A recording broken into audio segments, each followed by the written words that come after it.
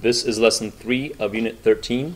In this lesson, we'll talk about something called molarity. Now, this is the mathematical concept of chapter 13, and we're going to do some math with it. There's an equation to go along, but molarity is a quantitative measure of concentration. It's not enough to say, well, the substance or the solution is saturated or unsaturated. We want to know exactly how saturated it is. Now, in the laboratory, what we'll use to prepare perfectly quantitative solutions is something called a volumetric flask, and you'll be able to hopefully use one of these in the lab. And it's a flask that has a very thin neck, and the thin neck is there to tell us exactly how much water we've added. In this case, this will be a 250 milliliter volumetric flask. So this will make sense after we talk about the math. Here's the equation for molarity. Molarity is defined as moles of solute. Remember, this is what you're dissolving in the solution, so your salt, for example. And then on the bottom, it's divided by liters of solution. Solution is the total volume that's in the solution. So this is water, essentially, plus the salt. It's the total liters of solution. With symbols, we say, remember, moles is N, and we'll use L for liters, and big M represents molarity. So, if we have a 3.0 molar sodium hydroxide solution, if you recall when we did labs, very often what we'll do on the bottles of labs or on the bottles of chemicals, it'll actually say not only what's in there, not only will it say NaOH, it'll also say 3.0 molar. So, we tell you how concentrated that solution is. It's very important to know because a very concentrated solution is much more dangerous than a not so concentrated. So, if you have a 3.0 molar sodium hydroxide solution, this means there are 3 moles of sodium hydroxide in 1 liter. So because moles per liter is molarity. Now, you may not have a liter of the solution. This solution, you may have only 250 milliliters of it. So proportionately, you have 1/4 the volume, well, you'll have 1/4 the moles. If you were to have a liter of it, you'd have 3 moles, and that's the idea. And 3 moles is about 120 grams. So we'll have to use moles to grams conversions as well. So that's the definition of molarity. Let's go ahead and use this equation to solve some math problems. The first one, example 3, says you have 3.5 liters of solution that contains 85 grams of sodium chloride. What is the molarity? And again, the molarity equation says N over L moles per liter. What we have to do, our liters is given to us. That's easy enough. The 85.0 grams have to be converted to moles. So we've done this before a few times. Let's convert 85.0 grams, in this case of NaCl, into moles. So we'll have to total up sodium chloride. Most of these we're using compounds. So sodium is 2299, and chlorine should be 3545 from the periodic table for a total of 5844 grams. Again, this came from sodium and chlorine periodic table. And that's in a mole. So what we'll do is we'll have to do 85 divided by 5844. That gives us 1.454 moles. Go ahead and use a few more significant figures. And now we can go ahead and put this into our molarity equation, which is moles over liters. So our moles would be 1.454. Our liters are 3.5. Divide the two numbers, and we get 0.4155, so 0.42, because we have two significant figures. The unit of this will be big M, molarity. You can also say, if you want, 0.42 moles per liter. That's also just like grams per liter for density, you can put that. But you can also put the big M there. This is a 0.42 molar solution. Here's how you would figure out the molarity of a solution that contains 85 grams of sodium chloride and 3.5 liters of water. All right? Let's try the second one. Go ahead and try this one on your own. There's a practice problem. Pause the video. Have a go at it. And then here is the second example problem. We have 125 milliliters of a 0.55 molar HCl solution.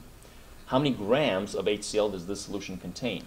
Now, what we're asked about to solve are how many grams. Again, the equation says moles per liter. If we're asking for grams, which of these 3 are we really asking for?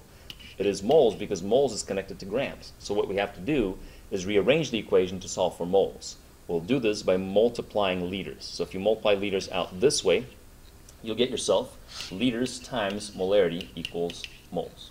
Or in other words, moles equals liters times molarity.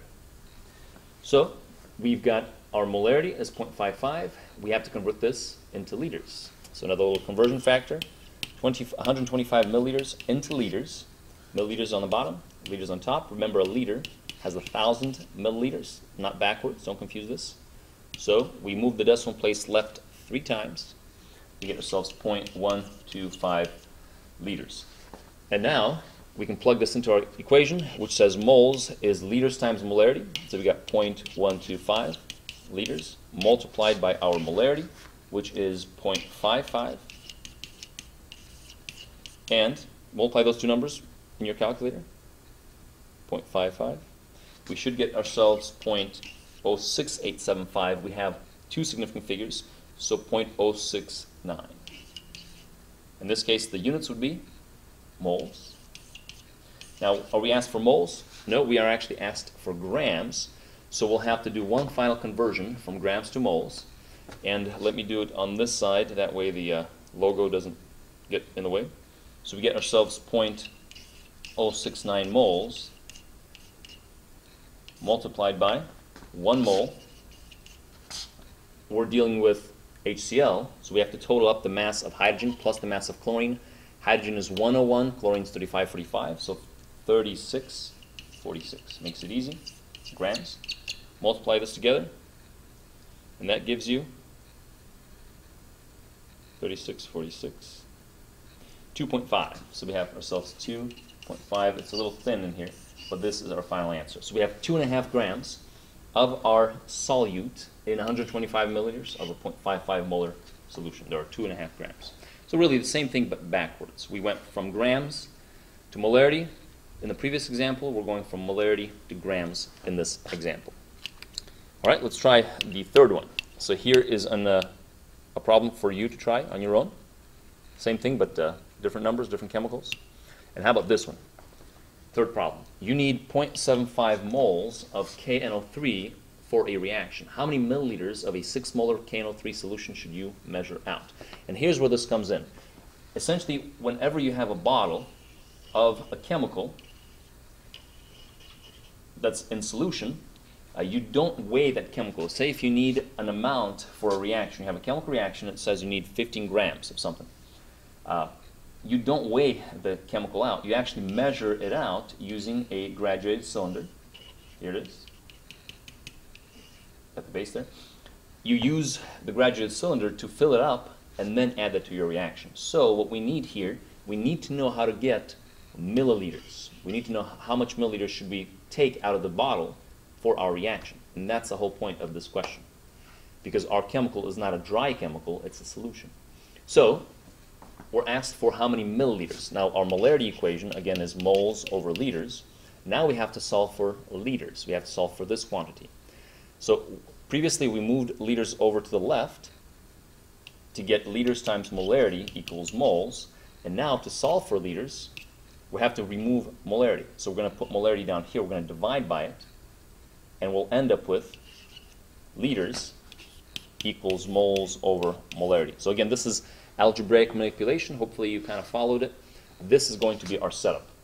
So our moles is 0.75. Our molarity is 6.0. Let's just plug those in. So we got 0.75 moles over 6.0 molarity. And go ahead and divide these two numbers in the calculator. 0.75 over 6.0. You get 0.125. Now this would be liters. They're asking how many milliliters. Now we have to convert from liters to milliliters. We've done this previously. So 125 liters, put liters on the bottom, milliliters on top. A liter is now 1,000 milliliters, so now we end up multiplying by 1,000 or moving the decimal 3 times to the right, and we have ourselves 125 milliliters. Now technically we have 2 significant figures, so we only can say 130 milliliters for 2 sig figs. So 130 milliliters is how much we would measure out of the original bottle for our reaction. All right, let me finish up with one more problem, which here's an example problem for you to try. This example problem 6 is going to be a bit tough, and I'll finish up with it. Or better yet, let me put it on a different video. So this should complete for us video 3 of Unit 13.